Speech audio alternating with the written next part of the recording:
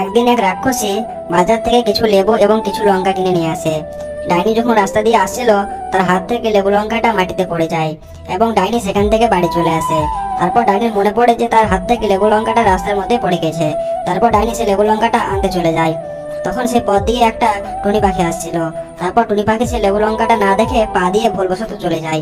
তারপর ডাইনি সেখানে চলে আসে এবং সে এসে দেখে তার লেবু লঙ্কা থেকে পা দিয়ে চলে গেছে এবং লেবু লঙ্কাগুলো পুরো খারাপ হয়ে গেছে।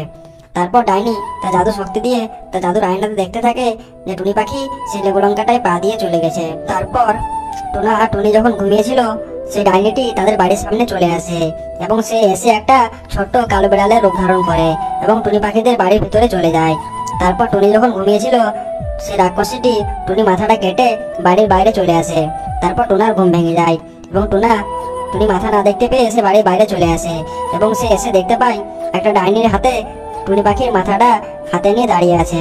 তারপর ডাইনি টুনাকে বলতে লাগে, টুনির মাথা আমি তখনই ফেরত দেবো যদি সবাই এই ভিডিওটায় লাইক দিয়ে যায়।